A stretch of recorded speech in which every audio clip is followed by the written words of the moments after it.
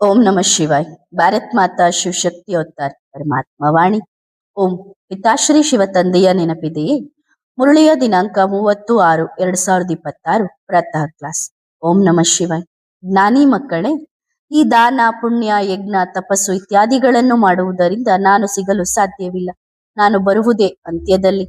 ಯಾರು ಬಂದು ನನ್ನವರಾಗುತ್ತಾರೋ ಅವರಿಗೆ ಮಾತ್ರ ಆಸ್ತಿ ಸಿಗುತ್ತದೆ. ಓಂ ನಮಃ ಶಿವಾಯ್. ಮಕ್ಕಳಿಗೆ ಗೊತ್ತಿದೆ, ಶಿವಬಾಬಾರವರ ಕೊರಳ ಹಾರವಾಗಲು ನಾವು ಇಲ್ಲಿಗೆ ಬಂದಿದ್ದೇವೆ ಮತ್ತು ಈ ಬೇಹದ್ದಿನ ತಂದೆಯ ದರ್ಬಾರಿಗಲ್ಲ, ಮನೆಗೆ ಬಂದಿದ್ದೀರಿ. ಇದನ್ನು ದರ್ಬಾರ್ ಎನ್ನುವುದಿಲ್ಲ, ಮನೆ ಎನ್ನಲಾಗುತ್ತದೆ. ಇದು ಬಾಪ್ತಾದ ಮತ್ತು ತಾಯಿಯ ಮನೆಯಾಗಿದೆ.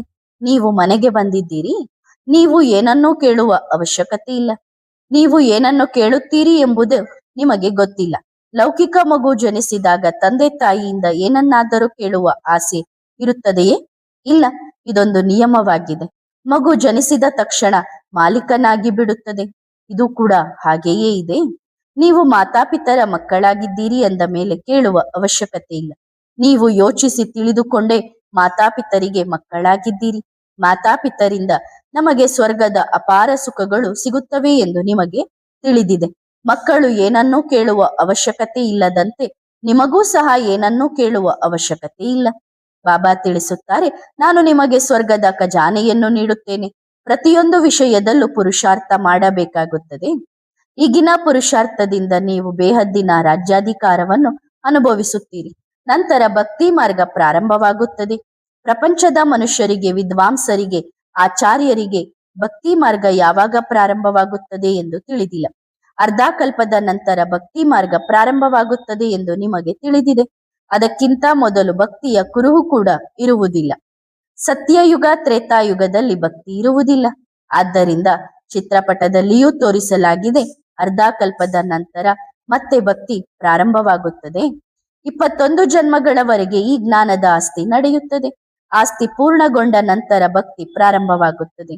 ಬಾಬಾ ಹೇಳುತ್ತಾರೆ, ಈ ದಾನ ಪುಣ್ಯ ಯಜ್ಞ ತಪಸ್ಸು ಇತ್ಯಾದಿಗಳನ್ನು ಮಾಡುವುದರಿಂದ ನಾನು ಸಿಗಲು ಸಾಧ್ಯವಿಲ್ಲ.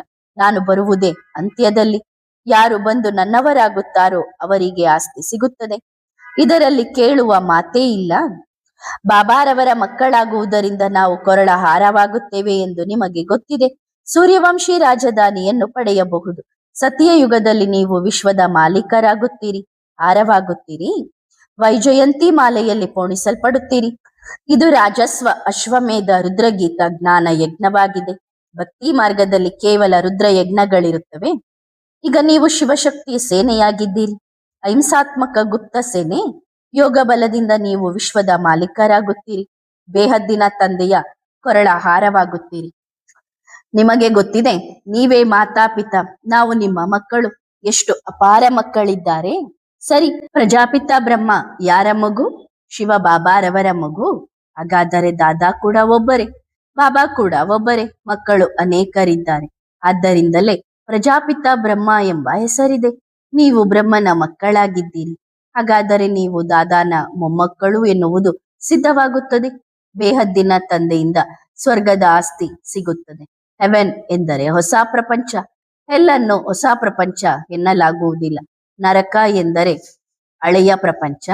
ನರಕದಿಂದ ಸ್ವರ್ಗಕ್ಕೆ ಕರೆದೊಯ್ಯಲು ಬಾಬಾ ಅವಶ್ಯವಾಗಿ ಬರಲೇಬೇಕು.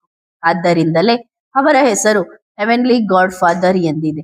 ನರಕದ ಮಾಲೀಕನಂತೂ ರಾವಣನಾಗಿದ್ದಾನೆ. ಯಾರ ಮತದಂತೆ ಮನುಷ್ಯರು ನಡೆಯುತ್ತಾರೆ? ಬಾಬಾ ಹೇಳುತ್ತಾರೆ, ಇದೆಲ್ಲವೂ ಅಸುರಿ ಮತವಾಗಿದೆ. ಪತಿತರಾಗಿರುವ ಕಾರಣದಿಂದಲೇ ಅವರನ್ನು ಅಸುರರು ಎಂದು ಕರೆಯಲಾಗುತ್ತದೆ. 5 ವಿಕಾರಗಳು ಪ್ರತಿಯೊಬ್ಬ ಮನುಷ್ಯನಲ್ಲೂ ಇವೆ. ಕಂಸ, ಜರಾಸಂಧ, ಶಿಶುಪಾಲ, ಕೀಚಕ ಇವೆಲ್ಲವೂ ಅಸುರರ ಹೆಸರುಗಳಾಗಿವೆ. ಯಾರು ದ್ರೌಪದಿಯರ ಹಿಂದೆ ಬೀಳುತ್ತಾರೋ ಅವರನ್ನು ಕೀಚಕರು ಎನ್ನಲಾಗುತ್ತದೆ. ಬಾಬಾ ಬಂದು ಮಾನಭಂಗವಾಗುವುದರಿಂದ ಉಳಿಸುತ್ತಾರೆ. ನಂತರ 21 ಜನ್ಮಗಳವರೆಗೆ ಯಾರು ಮಾನಭಂಗ ಮಾಡುವುದಿಲ್ಲ. ನಾಟಕದಲ್ಲಿ ಕೃಷ್ಣನು ದ್ರೌಪದಿಗೆ ಸೀರೆಯನ್ನು ನೀಡುತ್ತಿರುವುದನ್ನು ತೋರಿಸುತ್ತಾರೆ. ನೀವೆಲ್ಲರೂ ದ್ರೌಪದಿಯರಾಗಿದ್ದೀರಿ. ದ್ರೌಪದಿಗೆ 5 ಜನ ಪತಿಗಳಿದ್ದರು ಎಂದಲ್ಲ. ಇದು ಕೂಡ ತಪ್ಪಾಗಿದೆ. ಶಾಸ್ತ್ರಗಳಲ್ಲಿ ಸುಳ್ಳು ಬರೆದಿರುವುದರಿಂದ ಇಂತಹ ಸಂಪ್ರದಾಯಗಳು ಬೆಳೆದು ಬಂದಿವೆ. ಯಾರೋ ಗುರುಗಳು ಬಂದು ಶಾಸ್ತ್ರಗಳಲ್ಲಿ ದ್ರೌಪದಿಗೆ 5 ಜನ ಪತಿಗಳಿದ್ದರು ಎಂದು ಬರೆದಿದ್ದಾರೆ ಎಂದು ಹೇಳಿದರು. ಚಕ್ರತಾ ಕಡೆ 5 ಜನ ಪತಿಗಳನ್ನು ಮಾಡಿಕೊಳ್ಳುತ್ತಾರೆ. ಇದು ಕೆಟ್ಟದ್ದಲ್ಲವೇ? ಬಾಬಾ ಹೇಳುತ್ತಾರೆ, ನಾನು ನಿಮ್ಮೆಲ್ಲರನ್ನು ಪತಿತರಾಗುವುದರಿಂದ ಉಳಿಸುತ್ತೇನೆ. ಯಾರಾದರೂ ಕೇಳಿದರೆ ಮೊದಲು ಆಲ್ಫ್ ಬಗ್ಗೆ ತಿಳಿಸಿ. ನಿಮಗೆ ಇಬ್ಬರು ತಂದೆಯರಿದ್ದಾರೆ ಎಂದು ಹೇಳಿ. ಒಬ್ಬರು ಲೌಕಿಕ ತಂದೆ, ಅವರು ಪ್ರತಿ ಜನ್ಮದಲ್ಲೂ ಬದಲಾಗುತ್ತಾರೆ.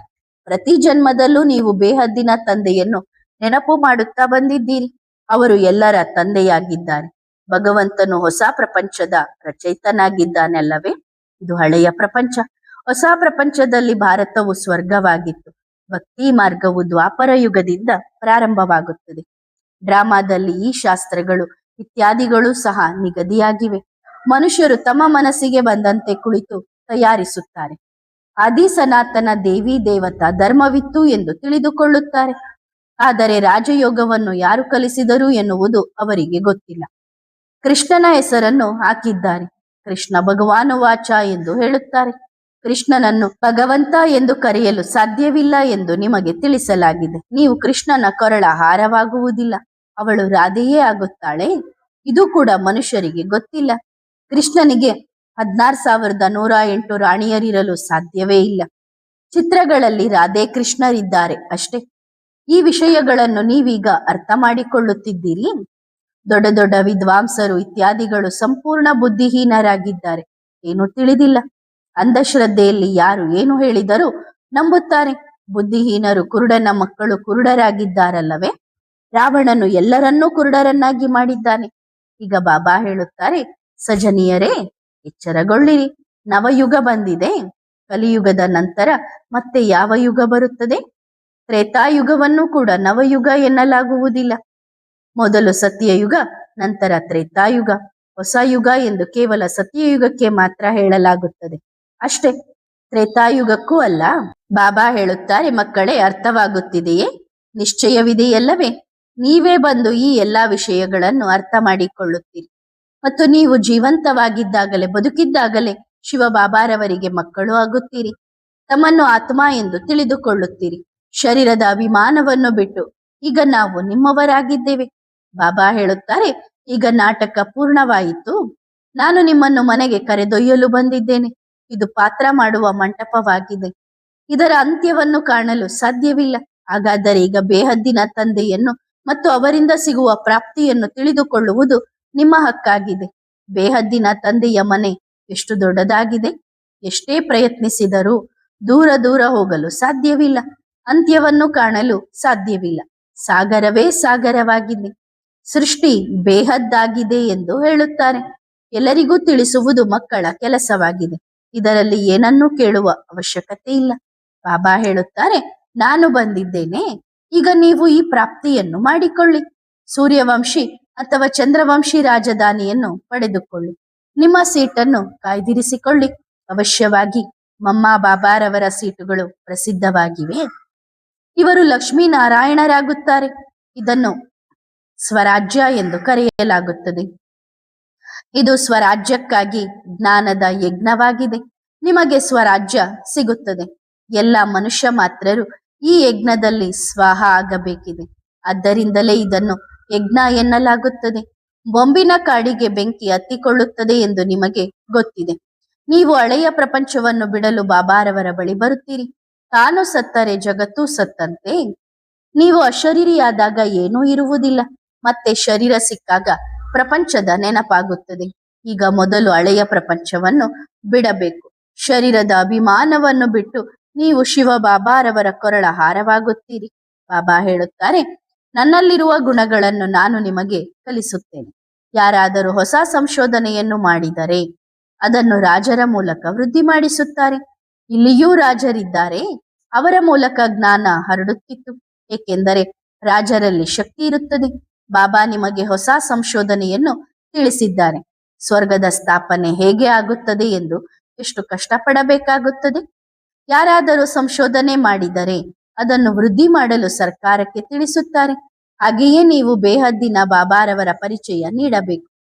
5,000 ವರ್ಷಗಳ ಹಿಂದಿನಂತೆ ನಾವು ಸಹಜ ರಾಜಯೋಗವನ್ನು ಕಲಿಯುತ್ತಿದ್ದೇವೆ ಎಂದು ನಿಮಗೆ ಗೊತ್ತಿದೆ. ನಾವು ಓದುತ್ತಿದ್ದೇವೆ. ನೀವು ಕೇಳುವ ಅವಶ್ಯಕತೆಯೂ ಇಲ್ಲ. ಎಲ್ಲವನ್ನೂ ತಾವಾಗಿಯೇ ತಿಳಿಸುತ್ತಾ ಹೋಗುತ್ತಾರೆ. ಇಷ್ಟು ದಿನ ಎಷ್ಟು ಓದಿಸಿದ್ದಾರೆ? ಓದಿಸುತ್ತಾ ಈಗ ನಿಮಗೆ ಜ್ಞಾನದ ಸಾರವನ್ನು ನೀಡುತ್ತಾರೆ. ಇಂತಹ ಪಾಯಿಂಟ್ಸ್ಗಳನ್ನು ಧಾರಣೆ ಮಾಡಿ ಬರೆಯಿರಿ. 84 ಜನ್ಮಗಳ ಆಟ ಪೂರ್ಣವಾಯಿತು ಎಂದು ಬುದ್ಧಿಯಲ್ಲಿ ಪಕ್ಕಾ ಇರಲಿ. ಸತ್ಯಯುಗದಲ್ಲಿ ಬಹಳ ಕಡಿಮೆ ಜನರಿರುತ್ತಾರೆ. ಈಗ ಎಷ್ಟು ಮನುಷ್ಯರಿದ್ದಾರೆ? ಪೂರ್ತಿ ತಿನ್ನಲು ಕೂಡ ಆಹಾರ ಸಿಗುತ್ತಿಲ್ಲ. ಎಲ್ಲೆಡೆಯಿಂದ ಆಹಾರ ಧಾನ್ಯವನ್ನು ಕೇಳುತ್ತಲೇ ಇರುತ್ತಾರೆ. ಭಾರತವಾಸಿಗಳು ತಿನ್ನುವಷ್ಟು ಅನ್ನವನ್ನು ಸಂಗ್ರಹಿಸಲು ಅಥವಾ ತಯಾರಿಸಲು ಸಾಧ್ಯವಿಲ್ಲ. ಯುದ್ಧ ಅವಶ್ಯವಾಗಿ ನಡೆಯುತ್ತದೆ ಎಂದು ನಿಮಗೆ ಗೊತ್ತಿದೆ. ಹಡಗುಗಳು ಬರುವುದು ನಿಂತು ಹೋಗುತ್ತದೆ. ಬರಗಾಲ ಕೂಡ ಬಹಳ ಉಂಟಾಗುತ್ತದೆ. ಬಾಂಬ್ಸ್ಗಳು, ನೈಸರ್ಗಿಕ ವಿಕೋಪಗಳು, ಬಾಂಬ್ಸ್ಗಳ ಮಳೆ ಇತ್ಯಾದಿ ಎಲ್ಲ ಆಪತ್ತುಗಳು ಬರುತ್ತವೆ. ಮನುಷ್ಯರು ಬಹಳ ತ್ರಾಹಿ ಅಯ್ಯೋ ಅಯ್ಯೋ ಎನ್ನುತ್ತಾರೆ. ವಿನಾಶ ಹೇಗೆ ಆಗುತ್ತದೆ ಎನ್ನುವುದನ್ನು ನೀವು ಅವಶ್ಯವಾಗಿ ನೋಡುತ್ತೀರಿ. ರಿಹರ್ಸಲ್ ನಡೆಯುತ್ತಲೇ ಇರುತ್ತದೆ. ಚೀನಾ, ರಷ್ಯಾವನ್ನು ನಾವು ಇಷ್ಟರಲ್ಲೇ ಆರಿಸಿ ಬಿಡುತ್ತೇವೆ ಎಂದು ಹೇಳುತ್ತಾರೆ. ಮಕ್ಕಳೇ, ಇದು ನಿಮಗೆ ಗೊತ್ತಿದೆ. ಇದು ಯುದ್ಧದ ಮೂಲಕ ಹಾರಲೇಬೇಕು. ಈಗ ನೀವು ಯಾದವರು, ಕೌರವರು, ಪಾಂಡವರು ಎಂದು ಯಾರಿಗೆ ಹೇಳಲಾಗುತ್ತದೆ ಮತ್ತು ಅವರು ಏನು ಮಾಡುತ್ತಿದ್ದಾರೆ ಎನ್ನುವುದನ್ನು ಅರ್ಥ ಮಾಡಿಕೊಂಡಿದ್ದೀರಿ. ಅವರ ಯೋಜನೆಗಳನ್ನು ನೋಡಿ ಮತ್ತು ನಿಮ್ಮ ಯೋಜನೆಯನ್ನು ನೋಡಿ. ನಿಮ್ಮದು ಸತ್ಯವಾದ ಯೋಜನೆಯಾಗಿದೆ. ನಾವು ಇಷ್ಟು ಧಾನ್ಯವನ್ನು ನೀಡುತ್ತೇವೆ, ಅಂದರೆ ಅಲ್ಲಿಂದ ಎಂದೂ ತರಿಸಿಕೊಳ್ಳುವ ಅವಶ್ಯಕತೆಯೇ ಇರುವುದಿಲ್ಲ ಎಂದು ಅವರು ಹೇಳುತ್ತಾರೆ. ಅಣೆಕಟ್ಟುಗಳನ್ನು ಎಷ್ಟು ಕಟ್ಟುತ್ತಾರೆ, ನಂತರ ಅವು ಒಡೆದು ಹೋದಾಗ ಎಷ್ಟು ನಷ್ಟವಾಗುತ್ತದೆ. ಇದನ್ನು ಪ್ರಾಕೃತಿಕ ವಿಕೋಪ ಎನ್ನಲಾಗುತ್ತದೆ. ಬಹಳ ಆಪತ್ತುಗಳು ಬರುತ್ತವೆ. ಮಕ್ಕಳಾದ ನೀವು ಬಹಳ ಸ್ಥಿರವಾಗಿರಬೇಕು. ಈ ಹಳೆಯ ಕೊಳಕು ಪ್ರಪಂಚದಲ್ಲಿ ಎಷ್ಟು ದಿನ ಇರಬೇಕು? ಈಗ ಸುಖಧಾಮವಾಗಿ ಬಿಡಲಿ ಎಂದು ನೀವು ಬಯಸುತ್ತೀರಿ. ಆದರೆ ನೀವೀಗ ಬಾಬಾರವರ ಜೊತೆಗಿದ್ದೀರಿ. ಬಹಳ ಸೇವೆ ಮಾಡುತ್ತೀರಿ. ಪ್ರತಿಯೊಬ್ಬರನ್ನು ಮುಕ್ತಗೊಳಿಸುತ್ತೀರಿ. ನೀವು ಪತಿತ ಪಾವನನ ಸೇನೆಯಾಗಿದ್ದೀರಿ. ಎಲ್ಲರನ್ನು ಪಾವನರನ್ನಾಗಿ ಮಾಡುತ್ತೀರಿ. 5000 ವರ್ಷಗಳ ಹಿಂದೆಯೂ ನಾವು ಈ ರಾಖಿಯನ್ನು ಕಟ್ಟಿದ್ದೆವು ಎಂದು ತಿಳಿಸಬೇಕು. ಸತ್ಯಯುಗ, ತ್ರೇತಾಯುಗದಲ್ಲಿ ಮತ್ತೆ ಈ ರಾಖಿ ಕಟ್ಟುವ ಅವಶ್ಯಕತೆಯೇ ಇರುವುದಿಲ್ಲ. ನಂತರ ದ್ವಾಪರ ಯುಗದಿಂದ ಈ ಸಂಪ್ರದಾಯ ಪ್ರಾರಂಭವಾಗುತ್ತದೆ. ಅದು ಭಕ್ತಿ ಮಾರ್ಗವಾಗಿದೆ. ನಾವು ಕೊರಳ ಹಾರವಾಗಲು ಬಂದಿದ್ದೇವೆ ಎಂದು ನಿಮಗೆ ತಿಳಿದಿದೆ. ಮಕ್ಕಳಿಗೆ ಎಷ್ಟು ಖುಷಿ ಇದೆ ಅಷ್ಟೇ. ಈಗ ನಾವು ಹೋದೆವು ಅಂದ ಮೇಲೆ ಹೋದೆವು. ಪಾಪಕರ್ಮ ವಿಕರ್ಮಗಳ ಗತಿಯನ್ನು ತಿಳಿಸುತ್ತಲೇ ಇರುತ್ತಾರೆ. ಈ ಸಮಯದಲ್ಲಿ ಏನನ್ನು ತಿಳಿಸುತ್ತಿದ್ದಾರೋ ಅದು ಅಕ್ಷರಶಃ 5000 ವರ್ಷಗಳ ಹಿಂದೆಯೂ ನಿಮಗೆ ತಿಳಿಸಿದ್ದರು. ಬೇರೆ ಯಾವ ಮನುಷ್ಯರೂ ಹೀಗೆ ಹೇಳಲು ಸಾಧ್ಯವಿಲ್ಲವೇ? ನಾವು ಈಗ ಹೇಗೆ ಕುಳಿತಿದ್ದೇವೆಯೋ ಹಾಗೆ 5000 ವರ್ಷಗಳ ಹಿಂದೆಯೂ ಕುಳಿತಿದ್ದೆವು. ಇದೇ ಬಟ್ಟೆಗಳಲ್ಲಿ ನಿಮಗೆ ತಿಳಿಸಿದ್ದೆವು. ಮನುಷ್ಯರು ನಿಮಿಷ ನಿಮಿಷಕ್ಕೂ ನಡೆಯುವ ಮಾತನ್ನು ಮತ್ತೆ ಕಲ್ಪದ ನಂತರ ಇದನ್ನೇ ಪುನರಾವರ್ತಿಸುತ್ತಾರೆ. ಈ ಮಾತು ನಿಮ್ಮನ್ನು ಹೊರತುಪಡಿಸಿ ಬೇರೆ ಯಾರ ಬುದ್ಧಿಯಲ್ಲೂ ಇಲ್ಲ. ಅದರಲ್ಲೂ ಸೇವಾದಾರಿ ಮಕ್ಕಳಷ್ಟೇ ಅರ್ಥ ಮಾಡಿಕೊಳ್ಳಬಲ್ಲರು. ಅವರ ಬುದ್ಧಿಯಲ್ಲಿ ಮಾತ್ರ ಧಾರಣೆಯಾಗಲು ಸಾಧ್ಯ. ನಾವು ಪಾತ್ರಧಾರಿಗಳು ಎನ್ನುವುದು ನೆನಪಿರಲಿ. ಕಲ್ಪದ ಮೊದಲು ಕೂಡ ಬಾಬಾ ಈಗ ಮಾಡಿಸುತ್ತಿರುವಂತೆಯೇ ಪುರುಷಾರ್ಥ ಮಾಡಿದ್ದೆವು. ಕಲ್ಪದ ನಂತರವೂ ಹೀಗೆಯೇ ಆಗುತ್ತದೆ. ಇದೇ ಗೀತೆಗಳು ಇತ್ಯಾದಿಗಳು ಮೊಳಗುತ್ತವೆ. ಎಷ್ಟು ಅದ್ಭುತವಾದ ಅರ್ಥ ಮಾಡಿಕೊಳ್ಳುವ ವಿಷಯಗಳು ಅಲ್ಲವೇ? ಬಾಬಾ ಹೇಳುತ್ತಾರೆ, ಈ ಹಳೆಯ ಶರೀರವನ್ನು ಕೂಡ ಮರೆಯಬೇಕು. ಬೇಹದ್ದಿನ ಬಾಬಾ ಹೇಳುತ್ತಾರೆ, ಈಗ ಅಶರೀರಿಯಾಗಿ ದೇಹಿ ಅಭಿಮಾನಿಯಾಗಬೇಕು. ಆತ್ಮಕ್ಕೆ ದುಃಖದ ಅನುಭವವಾಗುತ್ತದೆ ಅಲ್ಲವೇ? ಆತ್ಮ ಹೇಳುತ್ತದೆ, ನಾವು ಈ ಶರೀರವನ್ನು ಬಿಟ್ಟು ಮತ್ತೆ ಬೇರೆ ಶರೀರವನ್ನು ತೆಗೆದುಕೊಳ್ಳುತ್ತೇವೆ. ಇದು ಬಹಳ ಹಳೆಯ ಶರೀರವಾಗಿದೆ. ಈಗ ಹೋಗಬೇಕು ಮತ್ತೆ ಹೊಸ ಪ್ರಪಂಚಕ್ಕೆ. ಅಲ್ಲಿ ಶರೀರ ಕೂಡ ಹೊಸದು ಸಿಗುತ್ತದೆ. ಅದನ್ನು ಸತ್ಯಯುಗ, ಹೊಸ ಪ್ರಪಂಚ ಎನ್ನಲಾಗುತ್ತದೆ. ಅವಶ್ಯವಾಗಿ ಬಾಬಾರವರಿಂದ ಆಸ್ತಿ ಸಿಗಬೇಕು. ಸ್ವರ್ಗದ ಆಸ್ತಿ ಸಿಗುತ್ತದೆ ಎಂದು ನಿಮಗೆ ಗೊತ್ತಿದೆ. ದ್ವಾಪರ ಯುಗದಿಂದ ಹಿಡಿದು ನಿಮ್ಮ ಕರ್ಮಗಳ ಅನುಸಾರ ಲೌಕಿಕ ತಂದೆಯಿಂದ ಆಸ್ತಿಯನ್ನು ಪಡೆಯುತ್ತಾ ಬಂದಿದ್ದೀರಿ. ಸತ್ಯಯುಗ, ತ್ರೇತಾಯುಗದಲ್ಲಿ ಈ ಜನ್ಮದ ಪುರುಷಾರ್ಥದ ಪ್ರಾರಬ್ಧವು ನಡೆಯುತ್ತದೆ. ಇಲ್ಲಿಂದ ನೀವು ಪ್ರಾರಬ್ಧವನ್ನು ಮಾಡಿಕೊಂಡು ಹೋಗುತ್ತೀರಿ. ಸತ್ಯಯುಗ, ತ್ರೇತಾಯುಗದಲ್ಲಿ ಒಳ್ಳೆಯ ಅಥವಾ ಕೆಟ್ಟ ಕರ್ಮಗಳನ್ನು ಮಾಡುತ್ತೇವೆ ಎಂದು ಹೇಳುವುದಿಲ್ಲ. ಕರ್ಮಗಳನ್ನು ಇಲ್ಲಿಯೇ ತೀರಿಸಿಕೊಳ್ಳಬೇಕು ಎಂದು ಇಲ್ಲಿ ತಿಳಿಸಲಾಗುತ್ತದೆ. ಯಾರು ಮಾಡುತ್ತಾರೋ ಅವರು ಪಡೆಯುತ್ತಾರೆ. ಈಗ ನೀವು ನಿಮ್ಮ ಪರಿಶ್ರಮದಿಂದ 21 ಜನ್ಮಗಳ ಆಸ್ತಿಯನ್ನು ಪಡೆಯುತ್ತೀರಿ. ಈಗ ಯಾರು ಬೇಕಾದರೂ ಪುರುಷಾರ್ಥ ಮಾಡಿಕೊಳ್ಳಿ. ಮಹಿಳೆಯರು ಕೂಡ ಎಷ್ಟು ಶ್ರೇಷ್ಠ ಪದವಿಯನ್ನು ಪಡೆಯುತ್ತಾರೆ. ಮೊದಲು ಲಕ್ಷ್ಮಿ, ನಂತರ ನಾರಾಯಣ. ಹಾಗಾದರೆ ನಿಮ್ಮ ಈ ಜನ್ಮವು ವಜ್ರದಂತಿದೆ. ಇದರ ಮೌಲ್ಯವನ್ನು ಯಾರೂ ಹೇಳಲು ಸಾಧ್ಯವಿಲ್ಲ. ಕವಡೆ ಸಮಾನವಾದ ಜನ್ಮದಲ್ಲಿ ನೀವು ಎಷ್ಟು ದುಃಖಿಯಾಗಿದ್ದೀರಿ. ಅಳುವುದು, ಬಡಿದುಕೊಳ್ಳುವುದು ಏನೆಲ್ಲ ನಡೆದಿದೆ. ಆಪತ್ತುಗಳಿಂದ ಮನುಷ್ಯರಿಗೆ ನಿದ್ರೆ ಬರುವುದಿಲ್ಲ. ಮಾತ್ರೆ ತೆಗೆದುಕೊಂಡು ವಿಶ್ರಾಂತಿ ಪಡೆಯುತ್ತಾರೆ. ದೊಡ್ಡ ಗದ್ದಲ ನಡೆಯಲಿದೆ. ಇಡೀ ರಾಜ್ಯವೇ ಹೊರಟು ಹೋಗುತ್ತದೆ. ಮಿಲಿಟರಿ ಇತ್ಯಾದಿ ಎಲ್ಲರೂ ಹೋಗಬೇಕಿದೆ. ನಿಮಗೆ ಮಿಲಿಟರಿಯಿಂದಲೇ ಮತ್ತೆ ರಾಜ್ಯ ಸಿಗಬೇಕಿದೆ. ಯಾರು ದೊಡ್ಡವರಿರುತ್ತಾರೋ ಅವರ ಕೈಗೆ ಅಧಿಕಾರ ಬರುತ್ತದೆ. ಉದಾಹರಣೆಗೆ, ಪಾಕಿಸ್ತಾನದ ಒಬ್ಬ ಮಾರ್ಷಲ್ ಕೈಯಲ್ಲಿ ಎಷ್ಟು ಶಕ್ತಿ ಇದೆ. ಇದು ಕೂಡ ಹಾಗೆಯೇ ಆಗಲಿದೆ. ಇಡೀ ರಾಜ್ಯವೇ ಕುಸಿದು ಬೀಳುತ್ತದೆ. ನಾವು ಬಹಳ ಒಳ್ಳೆಯ ಜನ್ಮವನ್ನು ತೆಗೆದುಕೊಳ್ಳುತ್ತೇವೆ ಎಂದು ನಿಮಗೆ ತಿಳಿದಿದೆ. ಇನ್ನು ಸ್ವಲ್ಪ ಸಮಯವಷ್ಟೇ ಬಾಕಿ ಇದೆ. ಈಗ ಮನುಷ್ಯರ ಮುಖಗಳು ಬೆಳ್ಳಗಿರಬಹುದು, ಸುಂದರವಾಗಿರಬಹುದು, ಆದರೆ ಎಷ್ಟು ದುಃಖದಾಯಕವಾಗಿವೆ. ಬೆಳ್ಳಗಿರುವವರ ಹಿಂದೆ ಕೂಡ ಬಹಳ ಬೀಳುತ್ತಾರೆ. ಕಪ್ಪಗಿರುವುದು ಒಳ್ಳೆಯದು. ಕಪ್ಪಾಗಿರುವವರಿಗೆ ಅಭಿಮಾನವಿರುವುದಿಲ್ಲ. ಬೆಳ್ಳಗಿರುವವರಿಗೆ, ಸುಂದರವಾಗಿರುವವರಿಗೆ ಅಭಿಮಾನ ಬಹಳ ಇರುತ್ತದೆ. ಆದ್ದರಿಂದ ಒಂದು ಕಪ್ಪಾಗಿರುವುದು ಒಳ್ಳೆಯದು, ಇನ್ನೊಂದು ಕುಮಾರಿಯಾಗಿರುವುದು ಒಳ್ಳೆಯದು. ಬಾಬಾ ಹೇಳುತ್ತಾರೆ, ನಾನು ಕಪ್ಪಾಗಿರುವವರನ್ನೇ ಬೆಳ್ಳಗೆ ಮಾಡುತ್ತೇನೆ, ಸುಂದರ ಮಾಡುತ್ತೇನೆ. ನಾವು ಹೇಗಿದ್ದೇವೆಯೋ ಹಾಗೆಯೇ ಬೇಹದ್ದಿನ ಮಾತಾಪಿತರ ಕೊರಳ ಮಾಲೆಯಾಗುತ್ತೇವೆ ಎಂದು ನಿಮಗೆ ಗೊತ್ತಿದೆ. ಬಾಬಾ ಬೇಹದ್ದಿನ ಸುಖದ ಆಸ್ತಿಯನ್ನು ನೀಡುತ್ತಿದ್ದಾರೆ. ಸಮಯ ಕಳೆಯುತ್ತಿರುವುದನ್ನು ನೀವು ನೋಡುತ್ತಿದ್ದೀರಿ. ಶಾಂತಿ ಸ್ಥಾಪನೆಗಾಗಿ ದೊಡ್ಡ ಕೌನ್ಸಿಲ್ ಮಾಡುತ್ತಿದ್ದಾರೆ. ನಂತರ ಯಾವಾಗ ಇಬ್ಬರು ಕೋತಿಗಳು ಪೂರ್ತಿಯಾಗಿ ಜಗಳವಾಡುತ್ತವೆಯೋ ಆಗ ಬೆಣ್ಣೆ ಈಗ ನಿಮಗೆ, ಅಂದರೆ ಕೃಷ್ಣವಂಶಿಗಳಿಗೆ ಸಿಗಲಿದೆ ಎಂದು ತಿಳಿದುಕೊಳ್ಳಿ. ಇದು ಕಂಸಪುರಿ, ಅದು ಕೃಷ್ಣಪುರಿ. ವೈಶಾಲಯ, ವೈತರಣಿ ನದಿಯನ್ನು ದಾಟಿ ಈಗ ಸ್ವರ್ಗಕ್ಕೆ ಹೋಗುತ್ತಿದ್ದೀರಿ. ಇದು ಅಂತಿಮ ಜನ್ಮವಾಗಿದೆ. ವಿಷಯ ವೈತರಣಿ ನದಿಯಿಂದ ನಾವು ಪಾರಾಗುತ್ತಿದ್ದೇವೆ. ಈ ರೌರವ ನರಕದಿಂದ ನಾವು ಪಾರಾಗುತ್ತಿದ್ದೇವೆ. ಸರಿ, ಬಾಬಾ ಮತ್ತೆ ಹೇಳುತ್ತಾರೆ, ನನ್ನ ಕೊರಳ ಹಾರವಾಗಿರಿ. ಆಗ ನೀವು ವಿಜಯಮಾಲೆಯಲ್ಲಿ ಪೋಣಿಸಲ್ಪಡುತ್ತೀರಿ. ವಿಷ್ಣುವಿನ ಕುಲಕ್ಕೆ ಹೋಗುತ್ತೀರಿ. ಒಳ್ಳೆಯದು. ತಂದೆಯ ಅತಿ ಪ್ರೀತಿಯ ಜ್ಞಾನ ನಕ್ಷತ್ರಗಳಾದ ಆತ್ಮಗಳಿಗೆ ಆತ್ಮಿಕ ಮಾತ್ಪಿತ ಬಾಪ್ತಾದಾರವರ ನಂಬರ್ ವಾರ್ ಪುರುಷಾರ್ಥದ ಅನುಸಾರ ನೆನಪು, ಪ್ರೀತಿ, ಶುಭೋದಯ ಮತ್ತು ನಮಸ್ತೆ. ಆತ್ಮಿಕ ಮಕ್ಕಳು ಆತ್ಮಿಕ ತಂದೆಗೆ ಮಾಡುವ ನೆನಪು, ಪ್ರೀತಿ ಮತ್ತು ನಮಸ್ತೆ ನಮಸ್ತೆ ನಮಸ್ತೆ. ಧನ್ಯವಾದ ಬಾಬಾ, ಶುಕ್ರಿಯಾ. ತೀವ್ರ ಪುರುಷಾರ್ಥಿ ಭವ. ತೀವ್ರ ಪುರುಷಾರ್ಥಿಗಳು ಎಂದಿಗೂ ವಿನಾಶದ ದಿನಾಂಕದ ಬಗ್ಗೆ ಯೋಚಿಸುವುದಿಲ್ಲ. ಬಹಳ ಸಮಯದಿಂದ ಸಂಪೂರ್ಣತೆಯ ಸಂಸ್ಕಾರಗಳಿದ್ದರೆ ಅಂತ್ಯದಲ್ಲಿಯೂ ಸಂಪೂರ್ಣರಾಗಲು ಸಾಧ್ಯವಾಗುತ್ತದೆ. ಒಂದು ವೇಳೆ ಅಂತ್ಯದಲ್ಲಿ ತಯಾರಾದರೆ ಆಗ ಬಾಪ್ತಾದ ಕೂಡ ಅಂತ್ಯದಲ್ಲಿ ಸ್ವಲ್ಪವನ್ನೇ ನೀಡುತ್ತಾರೆ. ಯಾರು ಈಗ ಮಾಡುತ್ತಾರೋ ಅವರಿಗೆ ಬಾಪ್ತಾದ ಕೂಡ ಸತ್ಯಯುಗದ ಆರಂಭದಲ್ಲಿ ಬನ್ನಿ ಎಂದು ಹೇಳುತ್ತಾರೆ. ಆದ್ದರಿಂದ ತೀವ್ರ ಪುರುಷಾರ್ಥಿ ಮಕ್ಕಳು ಅಂತ್ಯದ ನಿರೀಕ್ಷೆ ಇಟ್ಟುಕೊಳ್ಳುವುದಿಲ್ಲ. ಅವರ ಘೋಷವಾಕ್ಯ ಹೀಗಿರುತ್ತದೆ, ಏನು ಮಾಡಬೇಕೋ ಅದನ್ನು ಇಂದು ಮಾಡಿ, ಇಂದು ಕೂಡ ಅಲ್ಲ ಈಗಲೇ ಮಾಡಿ, ಈಗಿಲ್ಲದಿದ್ದರೆ ಇನ್ನೆಂದೆಂದಿಗೂ ಇಲ್ಲ. ಇದು ಘೋಷವಾಕ್ಯ. ಒಳ್ಳೆಯದು. ಓಂ ನಮಃ ಶಿವಾಯ್.